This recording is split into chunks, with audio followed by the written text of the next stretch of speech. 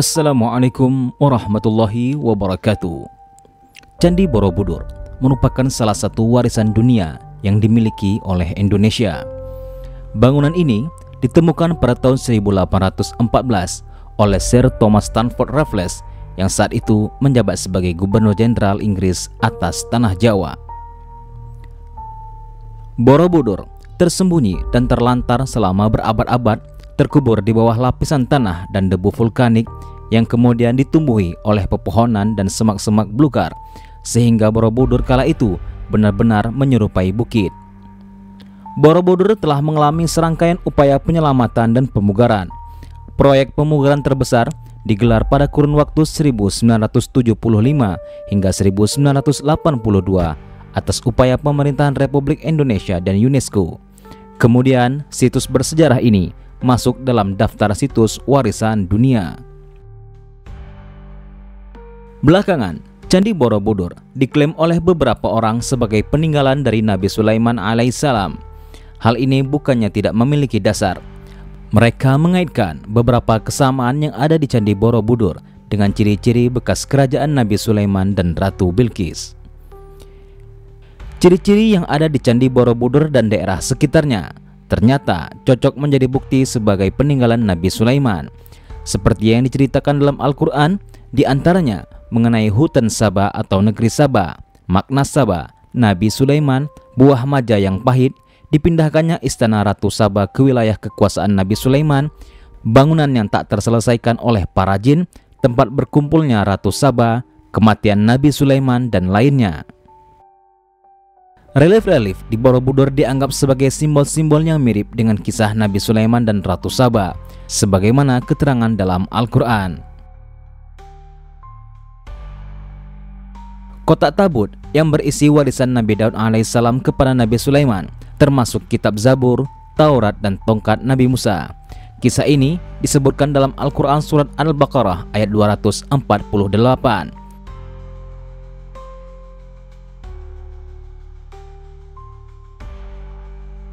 Pada Quran surat Saba ayat 14 menyebutkan bahwa para jin menghentikan pekerjaannya ketika mengetahui Nabi Sulaiman telah wafat.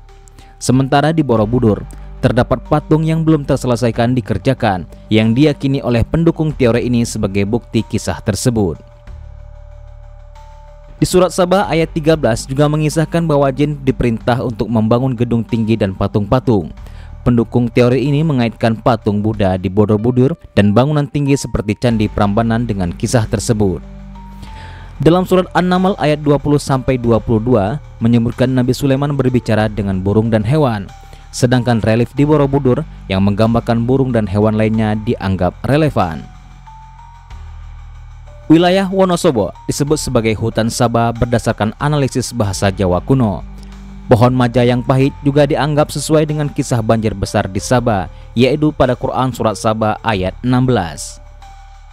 Nama Nabi Sulaiman yang memiliki awalan su dianggap memiliki awalan yang lazim dalam nama Jawa. Kemudian juga ditemukan surat yang ditulis di atas plat emas dan ditemukan di kolam pemandian Ratu Boko di Sleman. Pada Quran surat Saba ayat 16 menyebutkan bangunan yang tersisa sedikit.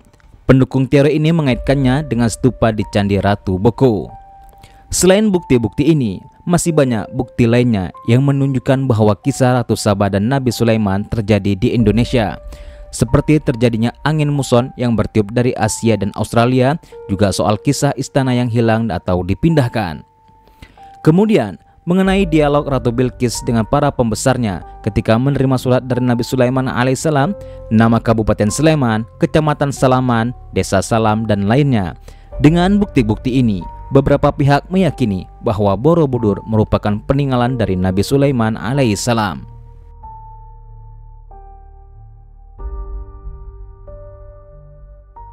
Bukti-bukti lain bahwa Borobudur merupakan peninggalan dari Nabi Sulaiman alaihissalam dan Ratu Saba atau Ratu Bilqis ada pada 40 bukti eksak yang dijelaskan.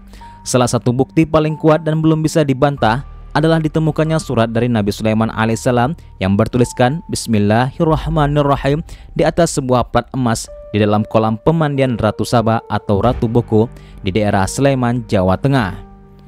Klaim bahwa Borobudur adalah peninggalan dari Nabi Sulaiman alaihissalam merupakan salah satu teori alternatif yang muncul dalam diskusi sejarah dan budaya. Namun, teori ini tidak seluruhnya didukung oleh bukti ilmiah atau arkeologis yang kuat. Sebagian besar ahli sejarah dan arkeologi sepakat bahwa Candi Borobudur dibangun pada abad ke-8 hingga abad ke-9 oleh dinasti Sailendra, sebuah kerajaan Buddha di Jawa Tengah. Candi Borobudur merupakan candi Buddha terbesar di dunia dan mencerminkan kejayaan seni, arsitektur, dan budaya masyarakat Jawa pada masa itu. Reliefnya menceritakan kisah-kisah dalam ajaran Buddha. Teori tentang kaitan Borobudur dengan Nabi Sulaiman seringkali didasarkan pada interpretasi teks atau spekulasi, bukan bukti-bukti fisik. Nabi Sulaiman merupakan tokoh penting dalam tradisi agama Abrahamik, yaitu Islam, Kristen, dan Yahudi yang hidup di wilayah Timur Tengah jauh dari lokasi Borobudur. Tidak ada bukti historis yang menunjukkan keterkaitan langsung antara Nabi Sulaiman alaihissalam dan peninggalan budaya di Nusantara.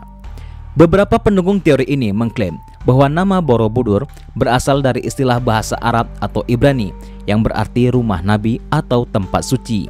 Namun, etimologi nama Borobudur menurut pakar sejarah lebih merujuk pada bahasa Sangsekerta atau Jawa kuno yang berarti biara di atas bukit. Pendukung teori ini juga menginterpretasikan beberapa relief di Borobudur sebagai representasi kisah Nabi Sulaiman alaihissalam.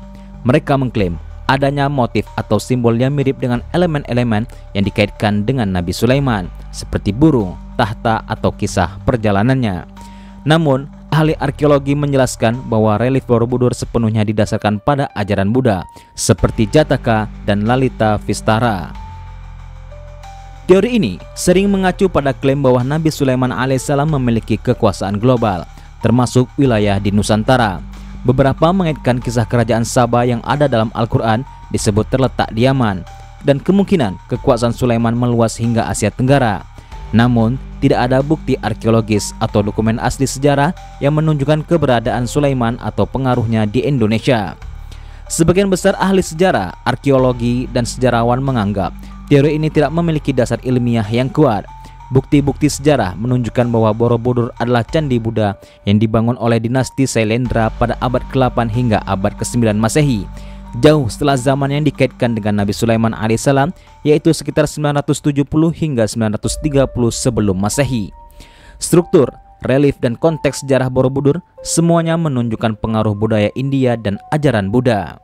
Itulah beberapa teori yang mengaitkan Candi Borobudur sebagai peninggalan dari Nabi Sulaiman alaihissalam dan Ratu Bilqis yang kisahnya diceritakan dalam Al-Quran.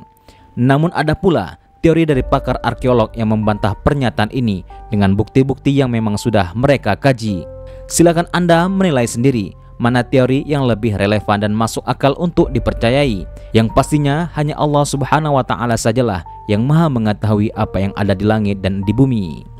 Sampai di sini dulu perjumpaan kita. Silahkan tinggalkan tanggapan Anda di kolom komentar dan nantikan video-video kami selanjutnya.